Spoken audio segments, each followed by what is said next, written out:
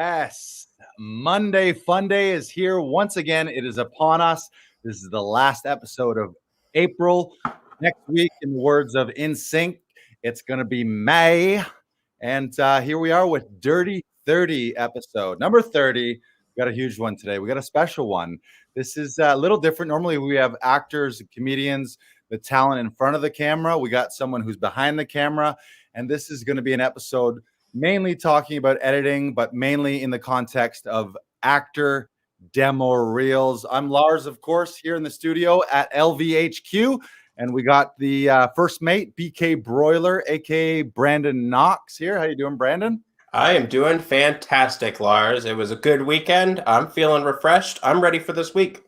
All right. It's good to go. Yes. Yeah. This is a milestone here, number 30. That's a good bank of content we got going on here.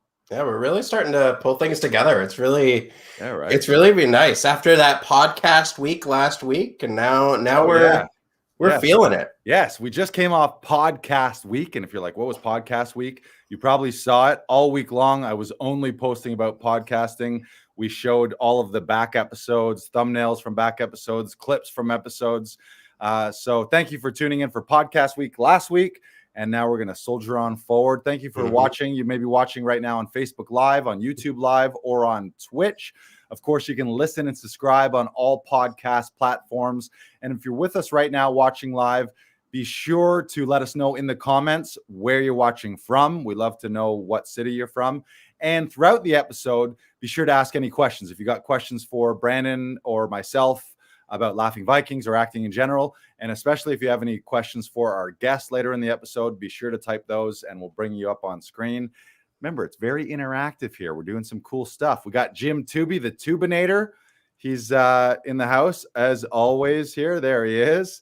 Hey, he says, hey, you two. And then he also says, I'm on YouTube because I'm old. I don't know about that. I don't know if you were on like MySpace or ICQ or MSN Messenger, I would call you old. I think YouTube's still a hip spot to be. But thank you, Tubinator.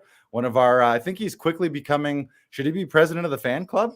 Yes. I believe yes, 100%. He missed 1 week and he like sent me an apology. He was like, so sorry I couldn't make it last week. And we are keeping track, Jim. So please make sure. But throughout the episode, be sure to type in your comments. And for those of you who are actors, if you're looking for a demo reel, I know that's something that's always a thorn in people's sides, the dilemma of needing a demo reel to get work, but needing work to get a demo reel. This episode is for you. And if you stick around to the end, you're going to hear about a fantastic demo reel package deal that's exclusive for people who are in the LV Laughing Vikings circle, where you can get one hell of a deal for a fantastic demo reel from Wikitree from our guest today. So with that being said, maybe we should transition into guest time. You ready for guest time here, Brandon? Yeah, let's do it. All right. So first, as we like to do, we're going to roll a clip before we bring them on. So we got a clip here. Our guest today is editor and director and actor demo reel guru Adam Barnick, who is also the CEO of Wikitree Creative. And we're going to roll the clip. Roll the clip.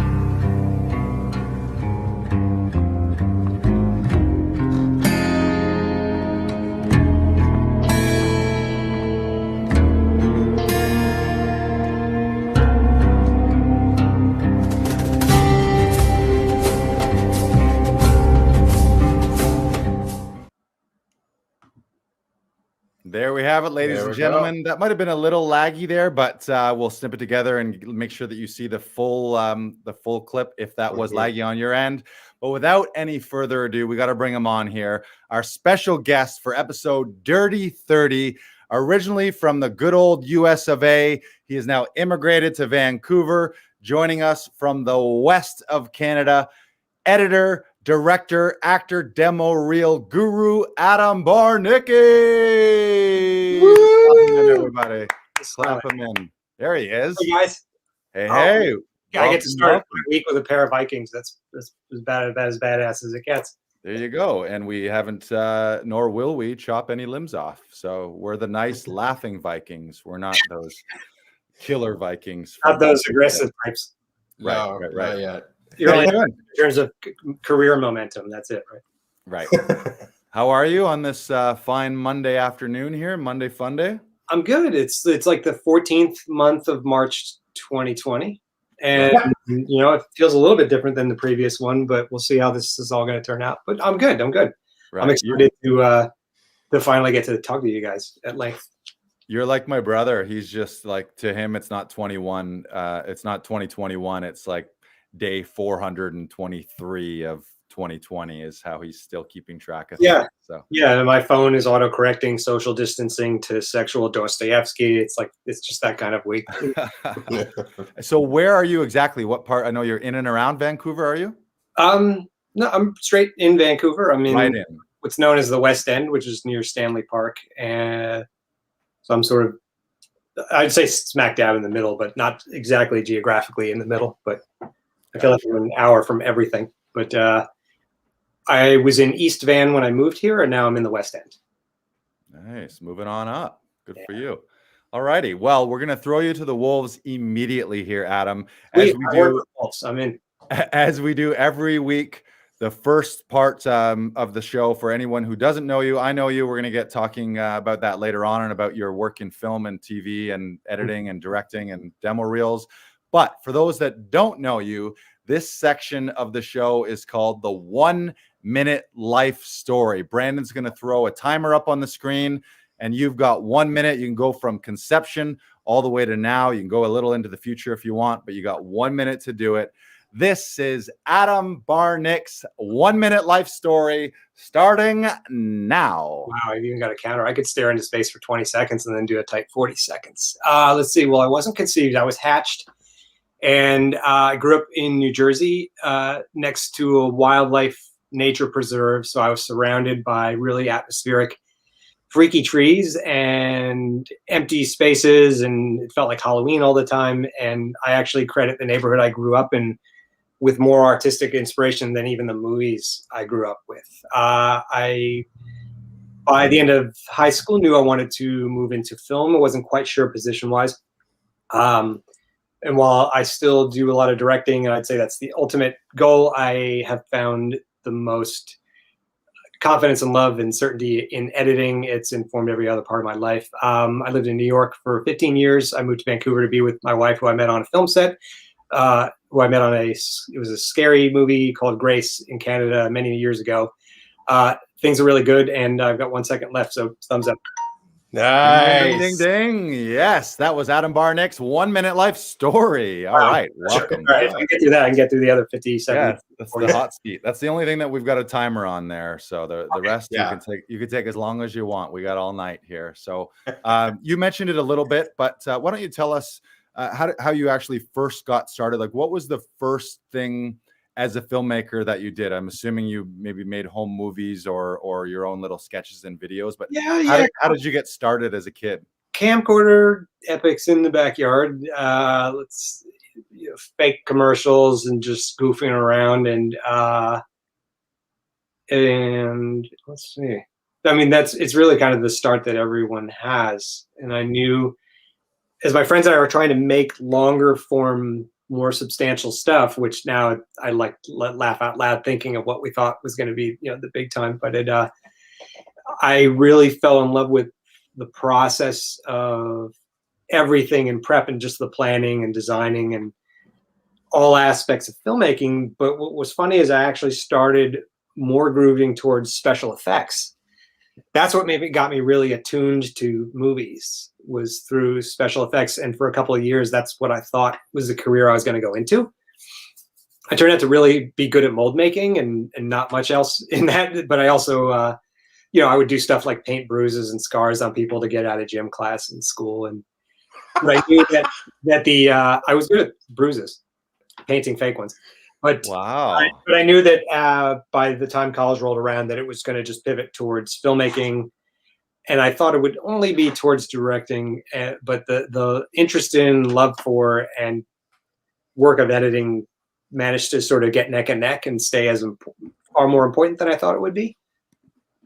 So you in high school, like your buddies, you would paint bruises like they got in a fight, so then they'd go to the teacher and be like, I gotta go home, or I gotta go to the hospital. Like leg bruises and stuff, and they were probably not like in a place that you would get that kind of bruise, if you got hit. But I do remember doing several on people to get them out of classes and stuff. Thankfully, they didn't smudge them as they were walking away to go outside and play the rest of the day. But that's brilliant. And was this a commercial endeavor? Were you charging for these services back then? No, it was just like I was learning it and getting a kick out of messing around, and so I would have like the kit at school sometimes. And did teachers know that you were the one that was doing it by the end, or did they know?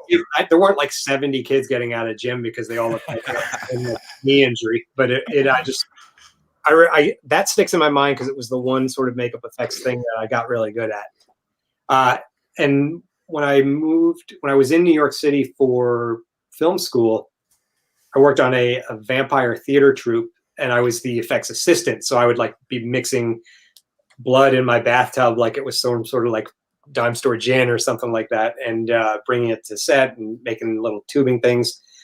I was a better effects assistant than I was an effects guy, but by then I knew I was just going to pivot entirely towards film and movie making. And I still like effects, but it's funny because now I get why they want to do them all digitally, just to save time, because it's so easy for something to break and go wrong and need hours and hours and hours to reset. And I love the visual of you in a bathtub full of blood and be like, don't go in the bathroom, nothing to see there, to your landlords and your roommates. It would just be entirely dyed red, just like you're like mixing it. Yeah.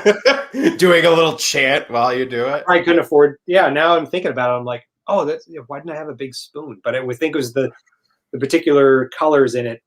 They blended better if you really, really like did this with the syrup, the corn syrup that you'd be mixing stuff in. You couldn't just like say, throw it in a blender and make the stuff the right way. Sure. That's the reason. The real reason is you're just a freak and you wanted to get your hands all bloody and you were smiling all over your face. Thankfully, Lord of the Flies style,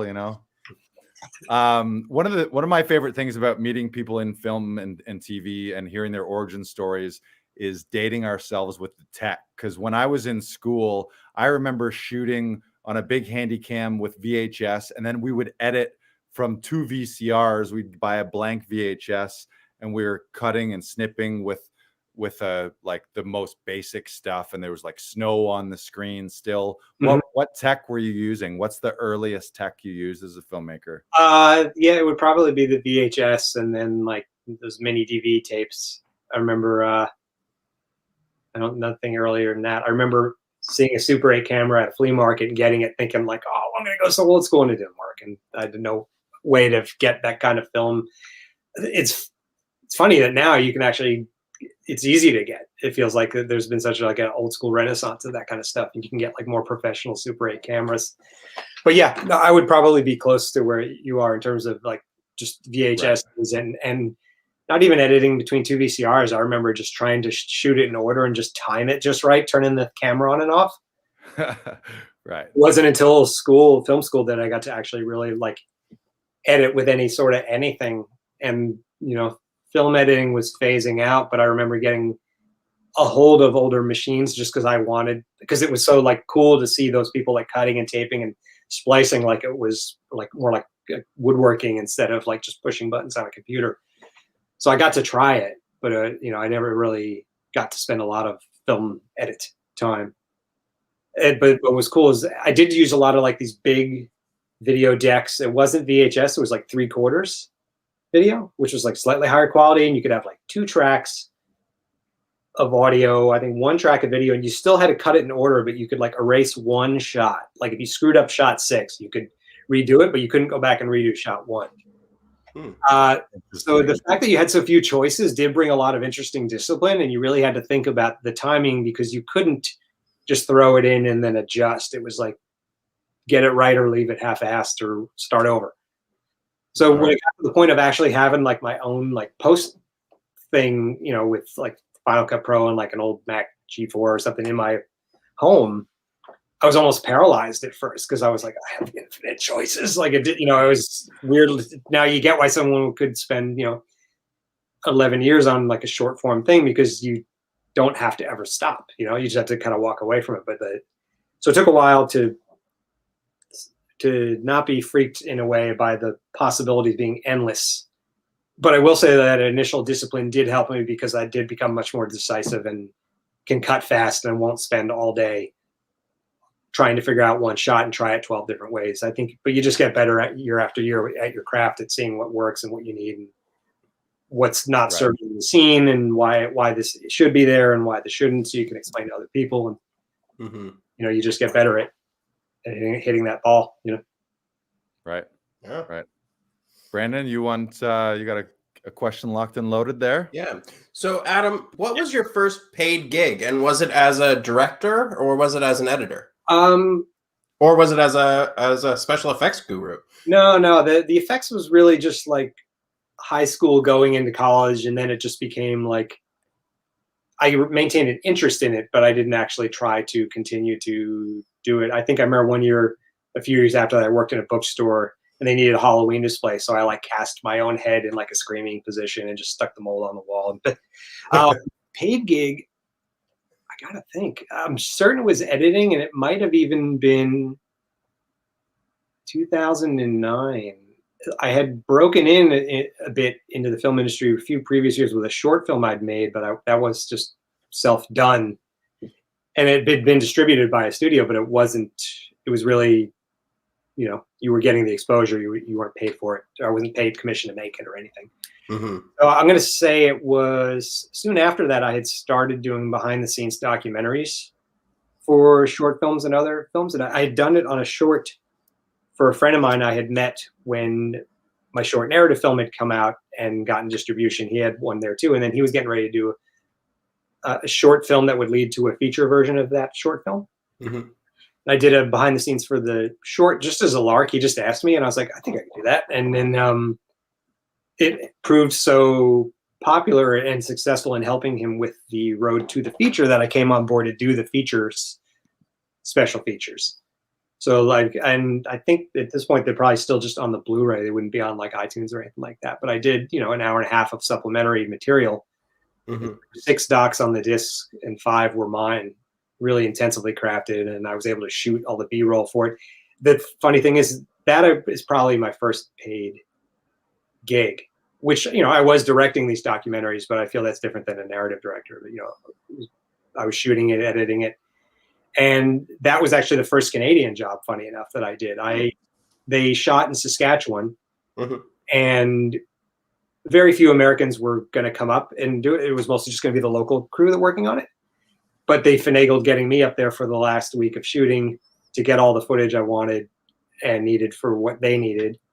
And I met the woman who became my wife on that set. So there was lots of amazingness all seated in that very first gig. Nice. Beautiful. Way to shout out to Saskatchewan. Yeah, in Regina, the city that rhymes with fun, and they used to make a lot more films there than they do now. And you know, they were really rocking and rolling for a time. That was 2008 when we shot the movie. How long did it take to shoot the documentary? Well, I was only there. I think the movie had a 17 or 18-day schedule, and I was there for, I'd like to say, the last 6 or 7 days. Okay. I did interviews in that time and shot whatever I could on set just for the last week. So nothing from the beginning of the shoot was covered unless maybe like one of the local guys did it, and I never saw that footage. Okay. And I had probably maybe 6 weeks to put all that stuff together down the road. And you were busy courting your future wife, so you were. Well, no, we were just friends. I mean, we hit it off on set, and I was like, "Who's this super cool, cute, awesome person?" But you'd think, "Oh, well, this person lives in another country, so we'll just be friends." But we cultivated a friendship for many years that then became more than that, and we've been married 2.5 years now. So nice, congrats. We have got some big news here. You want to throw that comment up, Brandon, from Peter? We have our first hater. Peter says, this guy made a trailer for my short film that was like 10 times better than my actual film, so I hate him forever. Yes. Like when the remix is better than the original song. Well, it's funny. I know this guy. This guy's amazing, actually. And if actors are watching, need to look for a podcast that Filmmaker Magazine does called Back to One. Peter interviews some of the top actors in the world every week, and it's not interview EPK bullshit. It's just talking the work, and actors love him for that. And like, I've learned more about working with actors from 2 years of his podcast than I did at school. Amazing. Say the name one more time of the podcast. It's Back to One with Peter Rinaldi, and I love he's joking about this trailer for the short, because back when we were growing up or in school, we joked about when they would make teasers for trailers and teasers for teasers to trailers. We used to do that as a joke, and now that's standard, Right. Like the teaser for Mortal Kombat, for the teaser for the trailer for Mortal Kombat is going to launch next week, and it's one shot, and then like eventually you work with. And now they do that all the time. I'd like to think we help them, originate that. Right. Yeah, you started it. Well, shout out to Peter Rinaldi.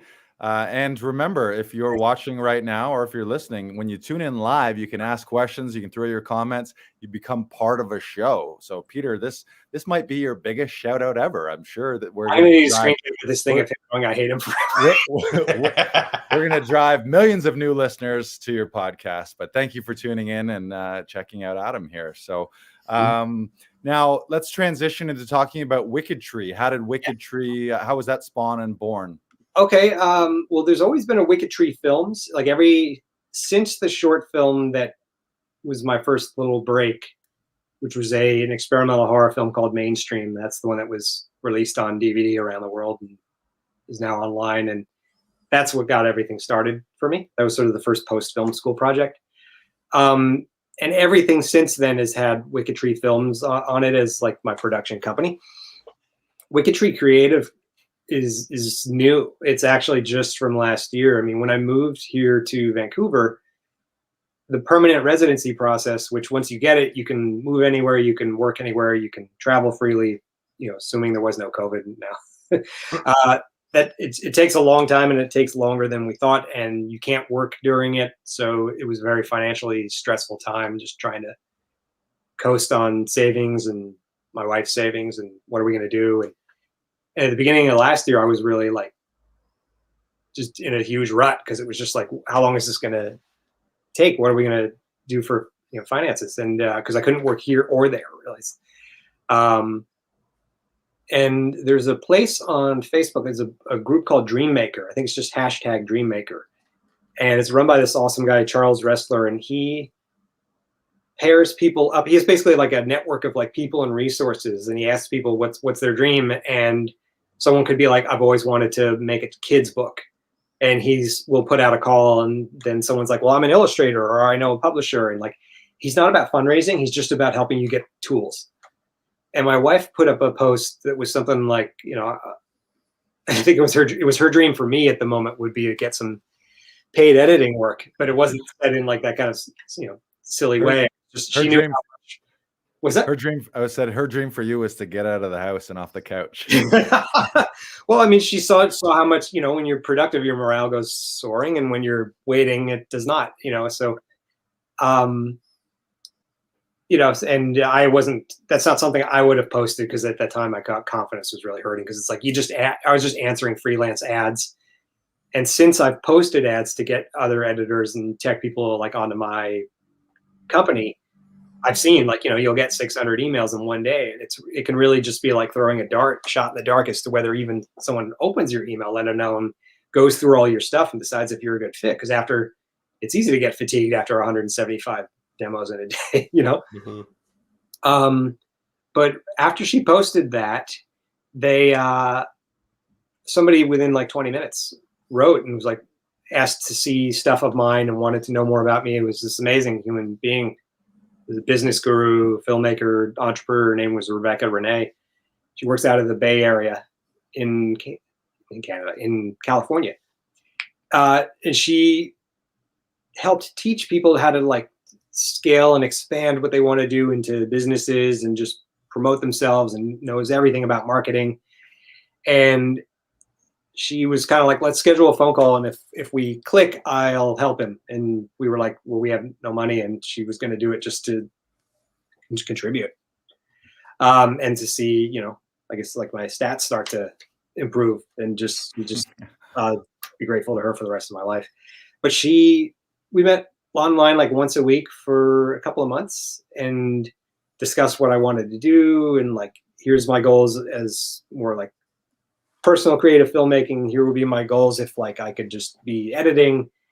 And we basically settled on coming up with which it was going to be part in person, part remote, and now and for the foreseeable future, it's remote, post company, which would mainly be editing, because that would be the thing I had the most expertise in, but also like motion graphics, like audio, color grading, done, you know, all remotely. And we figured this out, and I slowly made it basically like the side arm of Wikitree Films, which is Wikitree Creative, which has evolved into its own.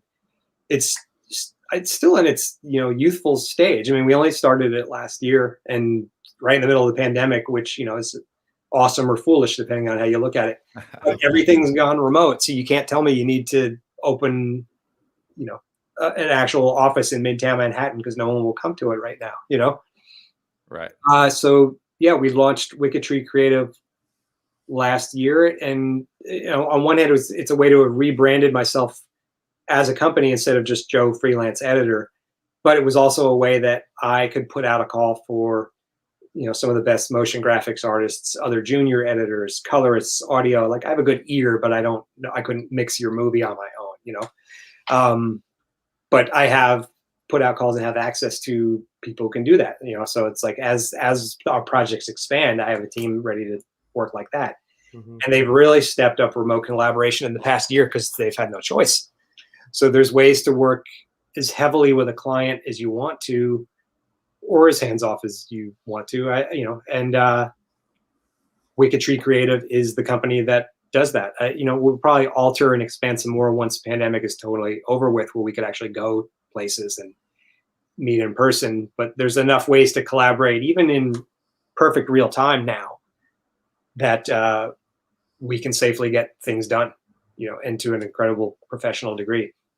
And it helps the right people as a company, that instead of just being like Joe the freelancer, you know, because it's just, I guess it's our mindset. We just respond different and better to, you know, you think to a full company instead of, you know. Of course. Yeah. I'd say 90% of what we have done has just been me doing it, but I have brought in other collaborators. And then as we expand, or as the projects are bigger, we've got everyone ready to go. Do you think like all the new remote things and working via Zoom and through Google and WeTransfer and all these remote ways to do things, do you think is it end up being more efficient? Like, would you go like to not have to go to an office, to not have to worry about travel time or in-person meetings? How do you feel about the change going back? Like, would you like, is it going to settle in the middle somewhere? Or I think it's going to settle in the middle somewhere. I think, especially because, you know, any company that has survived the past year is going to have to stay cut back for a while. I was just talking with an editor earlier today who has been doing remote assistant editing work for a television show. And, you know, we don't know exactly. Yes, we see like there's a hope on the horizon with the vaccine and all that, but it's like we're not out of the woods yet. I'd say it's going to be at least another year and a half before. I think it'll be a hybrid, because you can't say like, oh, the job wasn't done well because I couldn't sit in the room, because we can change it. So there are programs so you can literally sit in the room and watch it with no lagging, you know, depending on what your budgets and resources are. Or, you know, you can send people a file, and through Frame.io or like Vimeo, I think is doing it, just added a thing now where you can put comments on each moment, you know, Oh, interesting. Nice. Instead of just having to be a call and be like, that shot with the sunset, can you fix that? It's like, so you can get very, very specific. And we'll adapt as we need to, but for now, it's still, you can't travel borders, or you can't do, it's looking better, but for now, there's no reason to change back. But even before that, when I started really researching this, I found like post companies that aren't even in New York and LA in the States that have the most high profile clients you've seen. And they pride themselves on doing stuff remotely. They even will do live color grading. They'll calibrate at a tablet, send it to the client. So they don't have to fly to like Atlanta or wherever the place I'm thinking of exactly was. And you can watch your color be done in real time with the exact, you're not having the problem where like our monitor is going to match, Mm-hmm. Wow. We haven't done okay. So it's sort of like Google Drive where you can edit and someone else can watch you edit at the same time, kind of, right? There's a couple of, I haven't tried it yet, but there's a program, Evercast, which apparently is like the best in terms of like real time, no latency, down to the milliframe type thing, without any kind of delay. So I guess it depends on what you and your client are needing and what you're willing to spend. But yeah, it can be like the people are really in the room with you versus just do it on your own and then send it over and see what you think. Yeah, that's really cool. I didn't realize that was a thing they had developed. That's amazing. It had been around for a while, as I understand it, and now I think they've bumped up its capabilities even more, and they've also been dropping the price more so more people can do it. It's not just the people who used to work at the studio who now work at home. It could be, just about anybody as long as you have the budget for it. Mm-hmm. Nice. I think we've got another clip here. We want to show some of Wikitree's handiwork. You want to roll the next clip? Yep, let's do it. Roll the clip.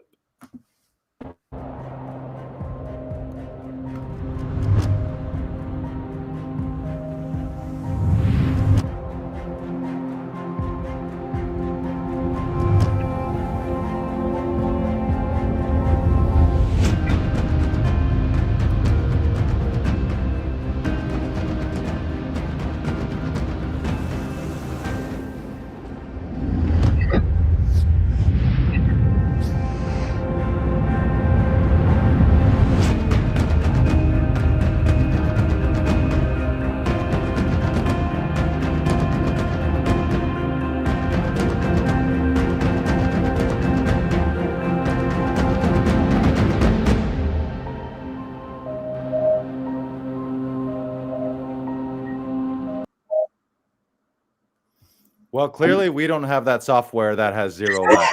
Look, that was the slow motion version, but for the viewers here, obviously we'll hook up Adam's links to Wikitree in the show notes.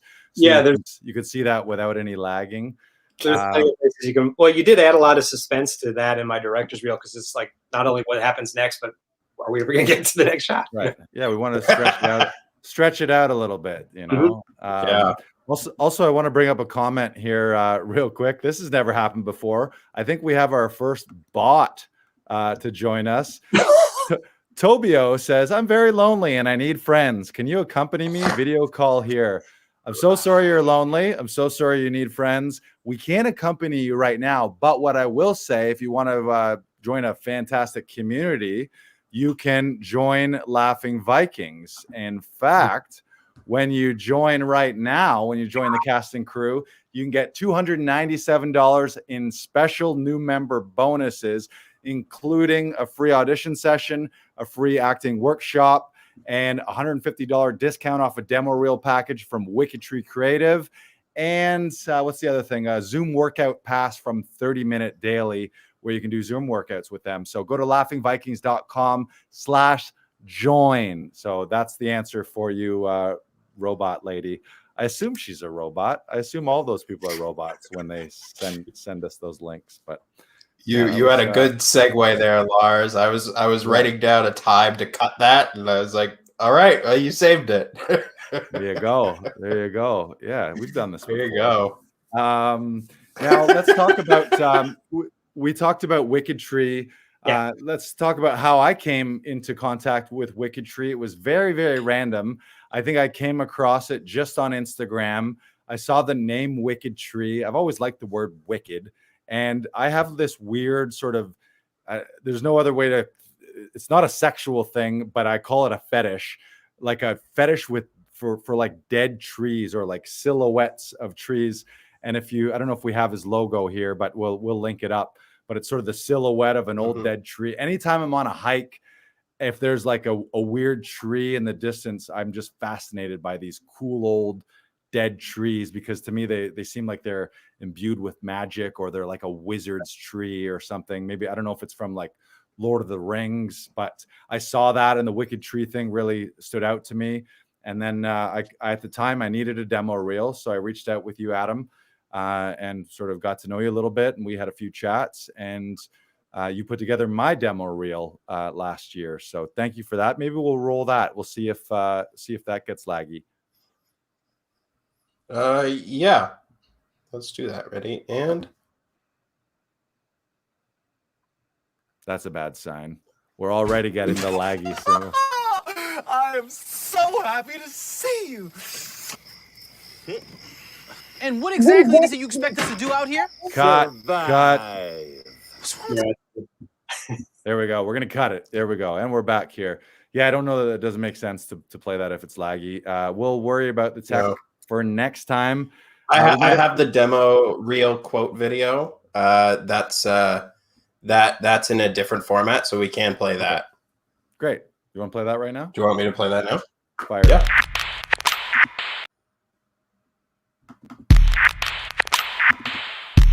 Nope. Well.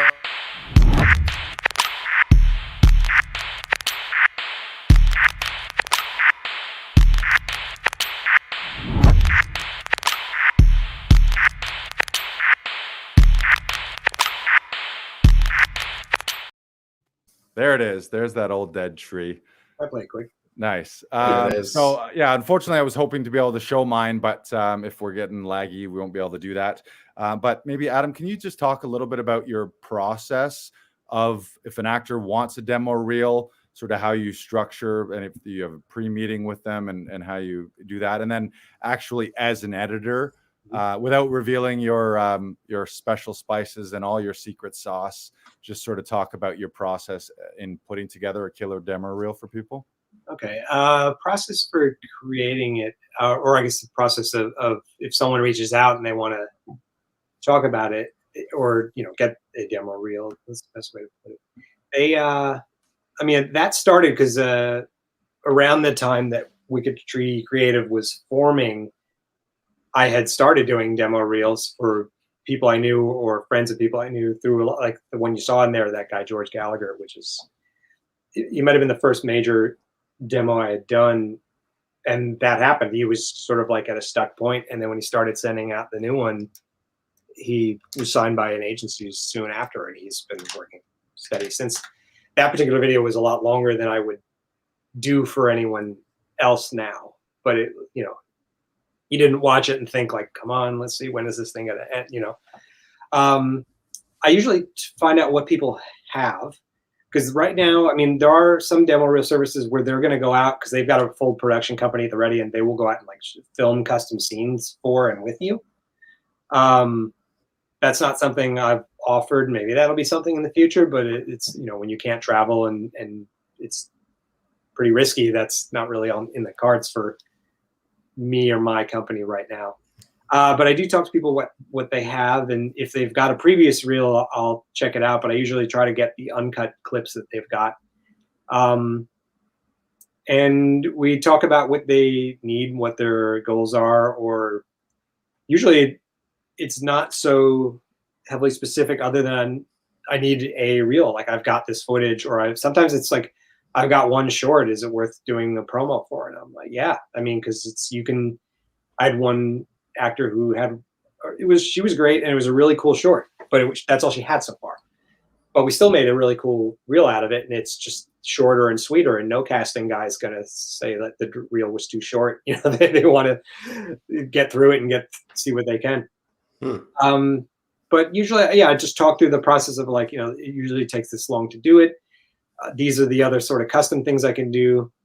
And I know you mentioned not revealing too much secret sauce, but one thing that I have become known for is, I mean, because you get a lot of up and comers and indies coming to you with their footage, and sometimes they're getting the uncompleted film, or they're given like footage that's missing sound or music, or just something's incomplete about it. Or sadly, sometimes the editing hasn't really highlighted them to the best of their ability. And I don't mean like, say, the focus of the scene was taken off them. I mean, like, I go back and watch the full bit and then see what they used, and there's just better ways to show their scene off. I had one person who convinced the director to give them the raw footage of the entire short film that they were in, with the blessing of recutting a specific scene to be much more about the actor in question than the other person, which was the original scene. But so I got all the original elements to really play with. But even without having those extra elements, I've been able to take scenes and add more to them, sort of spit and polish them.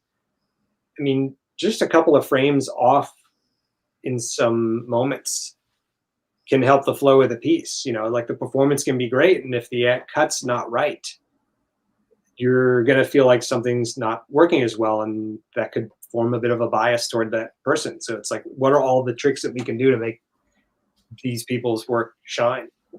I mean, it's not a very elaborate thing I lay out with how we can work with people, but I also show them what, like, we have special packages where, like, it depends how much sort of cosmetic work needs to be done on it. Like, if you want bits and pieces artfully arranged at the way to bring the most attention to your work, that's one thing.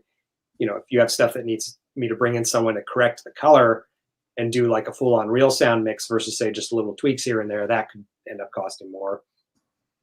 I'm not quite sure if I'm just going or if no, this is great. Yeah. One thing I'll chime in again. I was hoping that we'd get to see it. And, well, I'll link it up in the show notes, and I'll post it on my social media here later tonight so people can check it out. But I really like that you sort of you treat a demo reel like a sizzle reel, obviously, but it's got to have it's got to come across as like a story. So in mine, you added a little music, and it was just kind of real quick smash cuts of my 3 scenes. So we can't actually play Lars's demo reel if we want.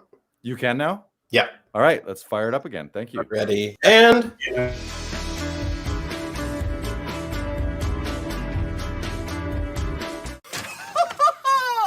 I am so happy to see you.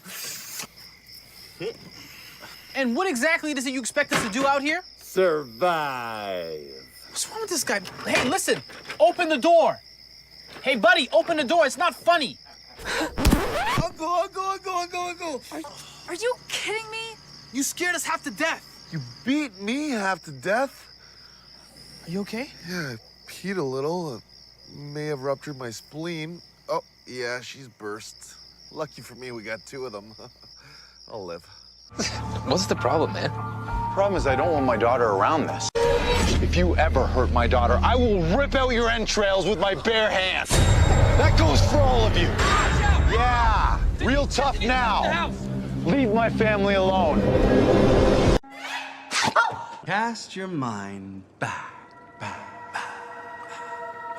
What is with the echo? Dramatic effect. We need your help. Ugh. You want my help with something dangerous? Yeah. All right.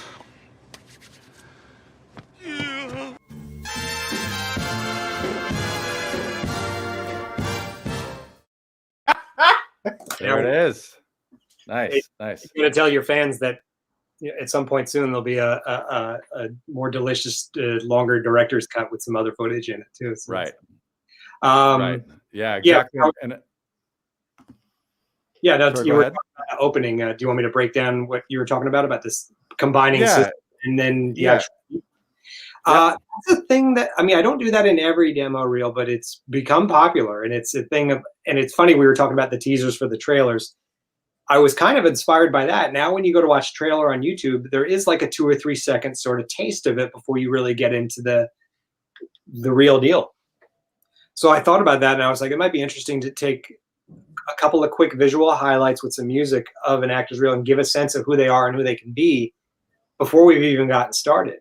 Because, casting people are going to end up scrubbing that reel and just watching pieces too. I've met some who prefer just to go right into the clips, and some who really love seeing this little like teaser taste beforehand. But that's one thing that I really do spend a lot of time on. If people want that, is I really get a sense of who this actor is that I'm getting to know, and their work, and so those clips have the energy they're bringing.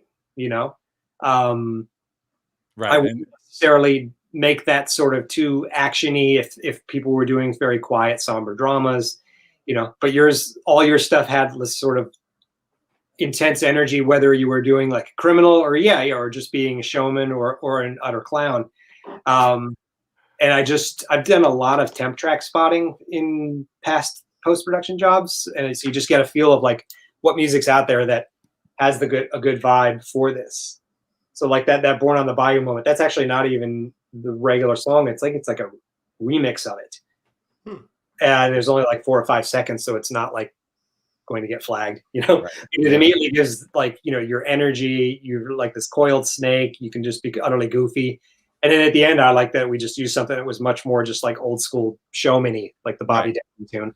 Right. No, I love that. And I think there is something to say for first impressions. And if in that first 3 to 5 seconds, they get 2 or 3 looks and kind of get a sense of you versus having to bank that first clip really draws them in, because sometimes an agent or a casting director, maybe that first clip doesn't strike them the way that you would hope. But if they've seen the little teaser, then they're like, oh, I like that the glimpse of that character right there. When's that coming? And they'll kind of hang in there to see that highlight and when it comes up. Which is the point, I guess. Yeah, I mean, I still have the responsibility as the editor to make sure that first clip does make them not want to change their mind, and that can be all about the timing. It could be like a great 3-minute scene, but it's like, what are the 20 seconds that you have in there? It's all timing, but there's a lot of good, like sort of unseen stuff that I have to do sometimes to make things flow better.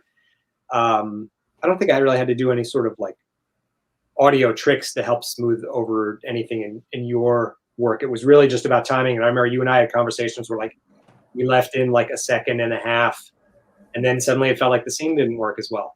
And then we took that 1.5 seconds, because we're only going to get to see pieces. If we had watched all of that scene in Super Hijabi, it's a great scene. So we would be like, this is really cool. But like, you have to be very, very careful about what you're picking and how you present it, what order it's in. It's never just popping random stuff on a timeline and then that's it. I've seen some really stale demo reels where the people in it are good, but like it's the presentation that's suffering. So it just helps to, I mean, anyone can get iMovie, but are you putting decades of craft and working with actors? Because I've directed actors and I'm watching the performance, and I have to do everything in my power to make sure I'm highlighting the best parts of the performances, so no one does anything but want to watch that. And I do definitely cap limits on, 2 minutes tends to be like the most I'll go these days. But I've got some that were like 2:15, and the stuff's so compelling that nobody complains about the running time. That original one for George that got him signed with the Paradigm Agency was 3.5 minutes. I wouldn't do that again, but it worked for him. Nice. That's great. And that's a great segue into a question that we have from Jim saying, how many films have you directed? Well, that's hard to say. I mean, it depends if you're going to say narrative films or music videos or documentaries. I haven't done a feature yet, working towards that. I mean, I would definitely say, I've got like 40, 50 things under my belt, but that's counting short form ads, music videos, short films, and documentaries, which could be, just straight docs or like making of promos. So 40 something. Nice. That's where I would get. Almost everything's on IMDb. I'm still adding stuff to there.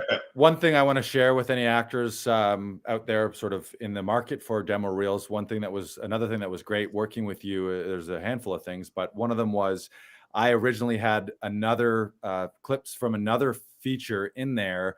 And then in talking with the production team, they asked me to kind of keep that on the DL until it was publicly released. And they just didn't want anything out there. So you were gracious enough to go back and re-edit it and kind of pull out a couple clips. And one of the coolest things is there's always a dilemma with actors. We're always waiting and waiting and waiting and waiting for footage. You land a gig, and in your head, you're like, oh my God, this is going to be the thing that propels me to the next level. This is going to be huge. Wait till they get a load of this. And then you're waiting a year, 2, 3, 4 years. That feature that I'm speaking of, we shot it in August of 2017. We did reshoots a year later, and now it's 2021. It's still not out there.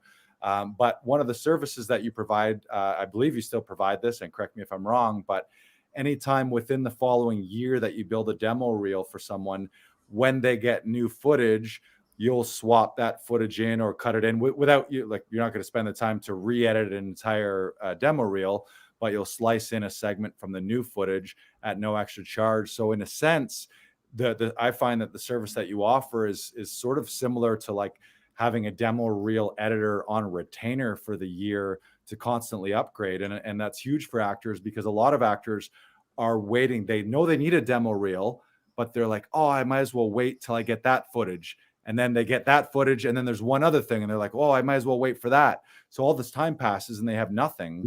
Whereas with you, they can just jump the gun and bite the bullet and get it done, kind of put their best foot forward right now, knowing that in 6 or 8 months when they get that huge footage. And for me, it's an epic scene with Jason Momoa, an A-lister that I was fortunate enough to do a scene with, that I'm waiting to add to mine, which is hopefully going to be a game changer for my reel, or at least a real cool thing for me to be able to showcase. So is that something that you've always offered? Because I think that's such a huge differentiator for you.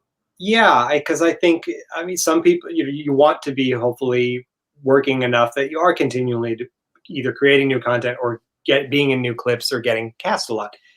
And I have found a lot of people, after they've gotten my reels, are getting cast regularly. So usually a couple months later, they've been like, hey, I've just gotten these other things, and can we incorporate them?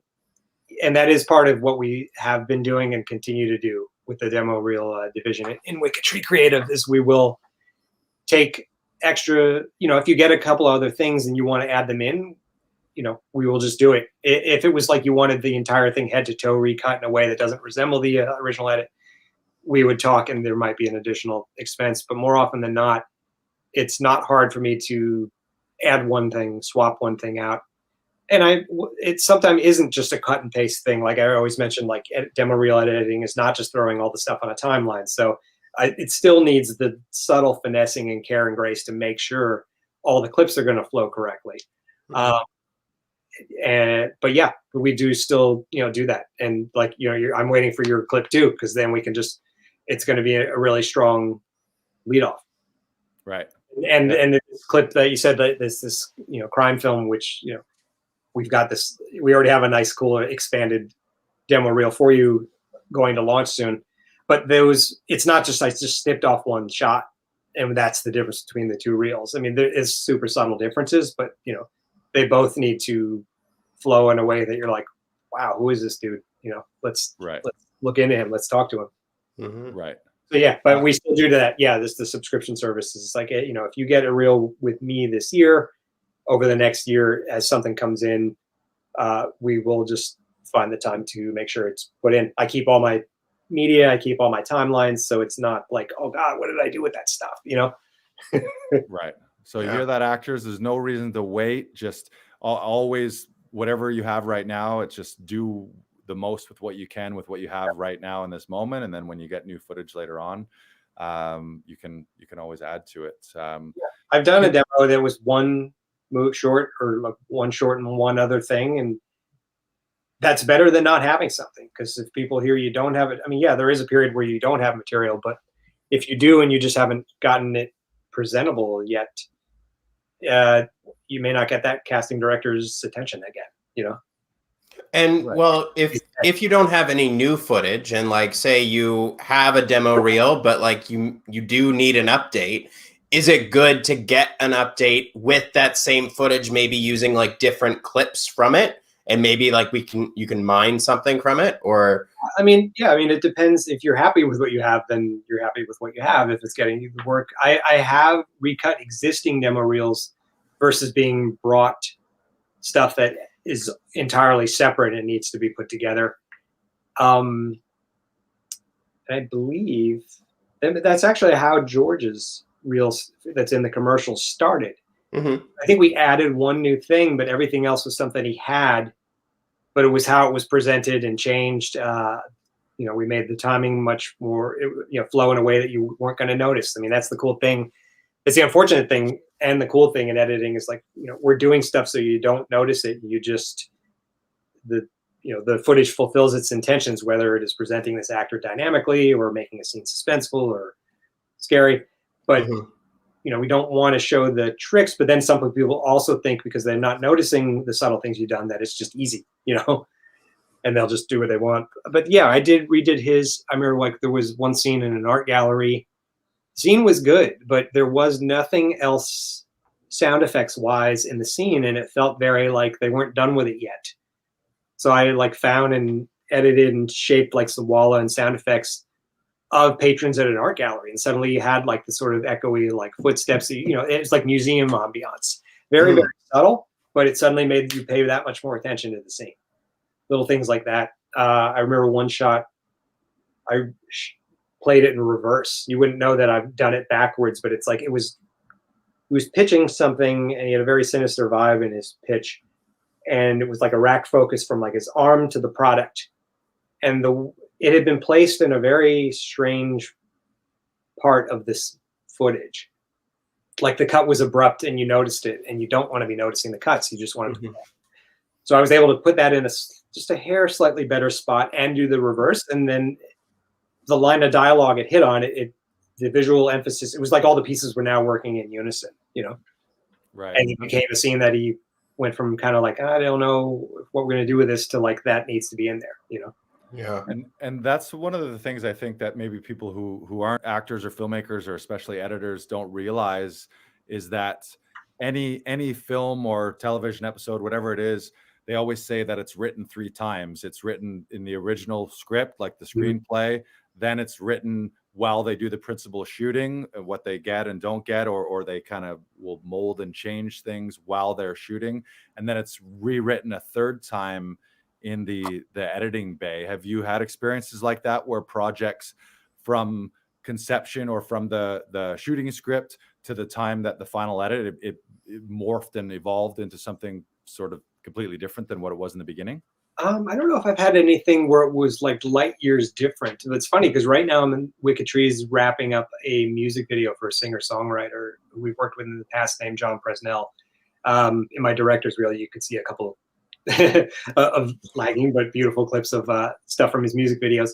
This one, we actually did I was almost finished with the music video, and we're actually backing up and doing like a ground up recut. It was all done with stock footage because I can't get to the country he's in, and it's just too much of a thing to put a remote production together. I mean, those things can be done, but it's like how much are you time and safety and whatever are you willing to spend right now? So we were telling the entire story via stock footage, and like the companies I've subscribed to, you can get incredible fresh stock footage content now that doesn't feel like old stock footage. But we were going on one very visual track involving like snowy landscapes, and it was interesting, but something was missing. And we talked about like, what's the song about? This is what it means to me, or this is what I'm feeling from watching it. And I hit on, now it actually tells 3 different visual stories, the same story, but in 3 different ways. One involving a snowy landscape, one involving desert landscape, and one involving, I probably shouldn't spoil all this stuff, but I'll say one involving outer space. It'll get people excited. So that was not even remotely in the plan, but that's the thing that made it come to life. Like now we're excited to wrap it up and share it with people. And before we were, but it was starting to feel like, I said it was starting to feel a bit sort of screen-savery, because it was just like I had about 18 shots, and I was like, I can make anything work. I have total confidence that I can make this, kick ass, but it just needed more. Sometimes the footage is just telling you like there has to be more. That's the only thing I can think of, which is funny, it's happening right now, that we've radically reworked it, but in doing so have kept true to what it was originally supposed to be. I can't think of like, say, a narrative project or a documentary I've worked on where I have been hired to recut some short documentary pieces, but I still kept the spirit and the tone of what had happened before. It was just how it was done, and maybe with a little more of a serious tone, and made the scenes more about a specific group of people versus the person who was directing it. Nice. I guess in a way I have done that to ground up, but I don't know. I think I've answered your question. I don't know. Yeah, I mean, it sounds like the lesson is when in doubt, add some space. Is that how you jazz things up a little bit? Just time and space and make it longer. No, just Nice. it's different, but it's I'm sure there are people who have had more, say, radical recuts of things, but sometimes you have to make it one way to realize it needed to be another way. Right. Footage will tell you the more you breathe with it and live with it and sculpt it. Nice. Well, we're going to start steering this ship back towards harbor here, but I have a question for you relating specifically to actors. Yeah. As an editor, you've seen so much footage. You've probably been staring at actors' faces for hours and hours and hours, where maybe you weren't even on set and you're just getting the footage. But in working with so much footage and seeing so many performances, is there any tips or actor advice that you can give to actors that will help them ensure that they don't themselves end up on the cutting room floor?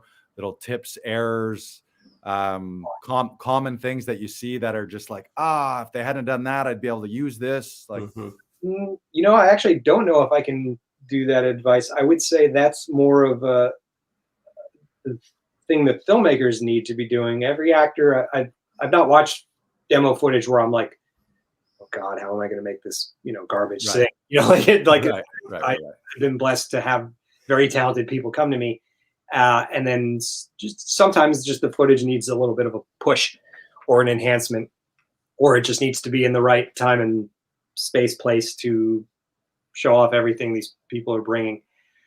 I wouldn't put it down to the performances. I think it's more like the filmmakers.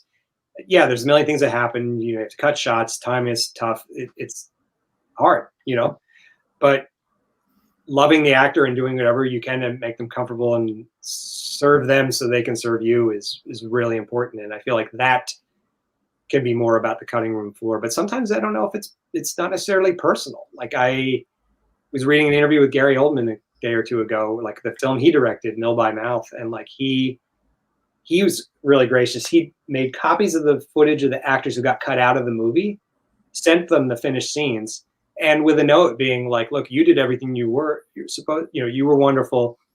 The reason you're not in it has nothing to do with your performance. It's more like we have to serve this larger story, and it has to be told this specific way. And sometimes you don't figure that out. It's just kind of like what we were previously talking about.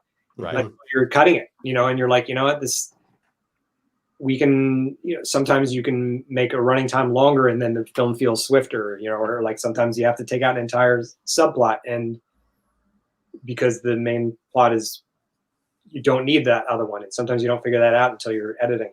Right. I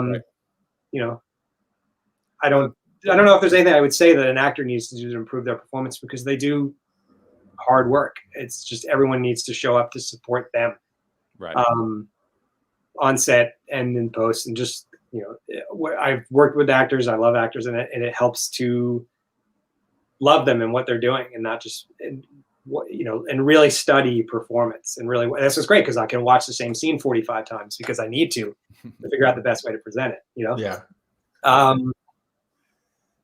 So yeah. And learn your lines, kids. Like, I don't know what to say. I don't put it on the actor like that, Right. Well, one advice that I've heard too is to kind of not worry about what happens after the day. It's like our job is on the day between action and cut, and that's your job. So nothing you do that work, and then the rest is you hope that everyone sees it, and is honoring it the best way they can with the time and resources they have, Right. Yeah, it is out of your hands. It's like, that scene that we're psyched to get from that show that's going to come out. It may still be in there, and they may use the setup you like the least, Right.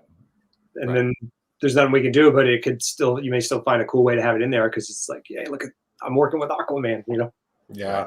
I will say, and I've been guilty of this, all the actors out there, I'm sure you may have run into this, but continuity of like little things, like if you're taking especially like eating sometimes is a nightmare, or anything physical with props. if you were ever like lifting it with your right hand, and then in a scene you forgot and did it with your left hand, or even right down to in the middle of a scene, you basically have to take that drink on the same line or on the same beat that you do every single time. Otherwise, the editor might get to a point where your best take, they can't use it because it just doesn't flow. So I would say my advice to actors is just really pay attention to continuity. And I know that looking at footage from Oh Yuck, that Lou Handy footage, I made a lot of continuity errors there when I saw it. They were very, very subtle and they were able to cut around them. But then in thinking back, I was like, oh shit, I need to be a little more careful about that. And sometimes it's hard to be like, did I pick that up with my left hand or my right hand? Or especially when there's multiple props. And that show was very physical for me too. So I was always doing kind of wacky physical things. But then I'd have to remember like, okay, was that right hand? And then I threw it to my left hand, and then I spun around this way. Like, so I think that's sometimes an issue that I'm sure editors, that drives you crazy sometimes with continuity, where you see things and you're just like, I can't even use this now. Yeah, I mean, I guess it depends on what it is or how broad it is. I know what you're saying, like you have some serious movements versus say just doing like that with, like, or that, like that's subtle, and then we can find a way around it. But you also don't want to be a robot, like right. you need to just be and serve the scene, and editors can often find ways around stuff. But yeah, of course, it would be best to keep things the same. But even as an editor, I've found, like, my wife and I will watch stuff, and she's got an incredible eye for continuity. She will notice when the drink is this different and cigarettes changed, or the hands up and then the hands down, and I won't notice because, and even as an editor, sometimes just the way the scene is flowing, it gets past me, Right. So yeah, I mean, that's, I guess, all in part of training, is trying to keep track of all those things and also not let props and actions distract from what you're trying to do in the scene. Right. So we all just try to make it all work as best we can. Nice. Brandon, you got a question regarding dream projects, yeah? Yeah, Adam, what is your dream project and what do you aspire to create and why? Oh, wow. Okay. It's funny. Like, just ultimate, like, pie in the sky dream. Yeah. Okay. Ultimate goal. Okay. I mean, I wouldn't say this is like the top goal, but if we were going to talk something big, like, I'm developing a couple of features at different sizes, and it feels like every year you try to make them at a bit of a smaller size so they can actually be made. We're talking pie in the sky. Like, I was a huge, I'm definitely a sci-fi dork. And I grew up on the series of books written by John Christopher in like the 60s and the 70s, is known as the Tripods trilogy. It takes place in the future, but it feels like it's taking place in like the 1600s at first. And it's a future Earth where all technology's gone. And everyone is living sort of like a farm feudal life, with the exception of these giant metallic machines, tripods, that are constantly patrolling the land. When people become 14 years old, they are implanted with a device in their skull called a cap, which they think is like a right of manhood, but it's actually something that takes away like creativity, initiative, drive, and anything that could make you stand up and be like, no, this isn't right. We're being ruled, There's a trilogy of these books of like these kids who escape and find an area of free men who are fighting against this, who realize what had happened to the Earth like 100 years prior. And they used to do like, there was a Boy Scout magazine in the 80s or 90s called Boys Life that did a comic serial of this. And then in the 80s, the BBC did a big budget at the time, but now looks a little hokey TV show of it. And they never quite finished it. But I've always been obsessed with like conformity versus anti-conformity, and the individual against like the broader whole. All that stuff. I have a lot of scripts and stories of any size that shows up in. Yeah, a lot of it stems from reading those books as a kid. And they've tried, I think Disney may have the rights right now, but they've tried to relaunch that as big budget movies or a big budget series in the past. And the last time I heard anything about it was maybe like 2014. So it's just never come together. But yeah, if I had to just do like, say, pie in the sky, like bigger Hollywood things, I would adapt that Tripods trilogy for a modern audience. Cool. Well, there, we should put it out into the universe right there. Yeah. I'm a huge sci-fi nerd as well. I've been trying to work on a script called The Wretched Joanna, which is it was based on a D&D campaign my roommate did. And basically the whole thing is like they ram their ship into everywhere they go, because like the face of the ship is named after his ex-girlfriend who crushed his heart. So I've always wanted to do like space pirates with like this like giant statue of a woman, and then just keep ramming it into things. I like that.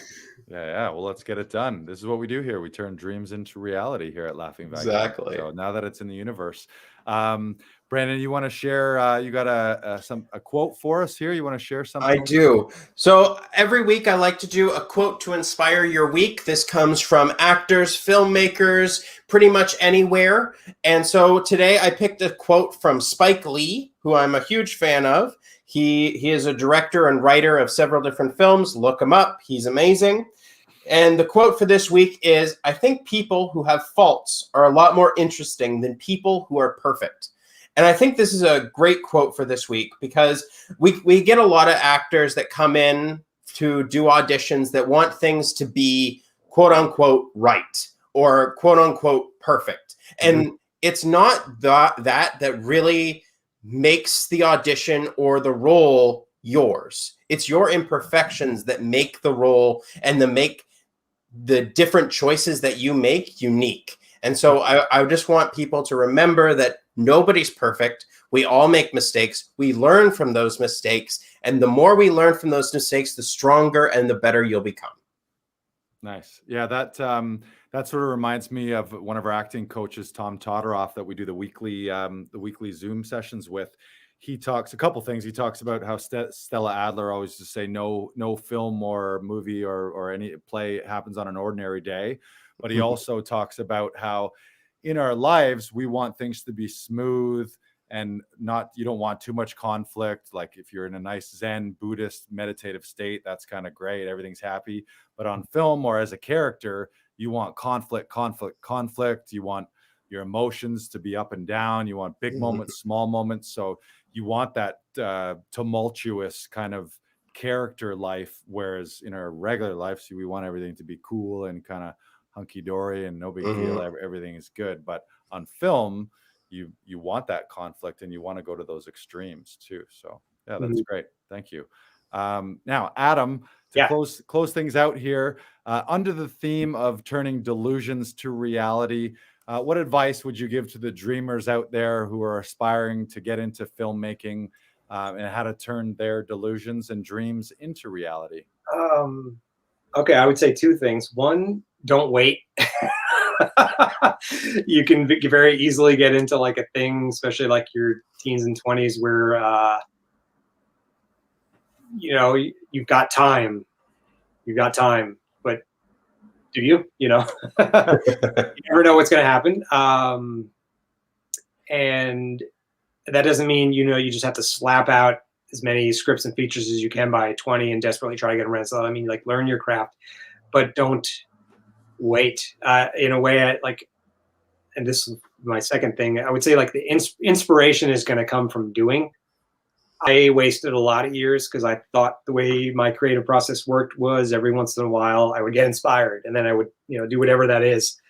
And then you'd wait a long effing time for the next time that you just suddenly had that sort of sugar rush of inspiration out of the blue.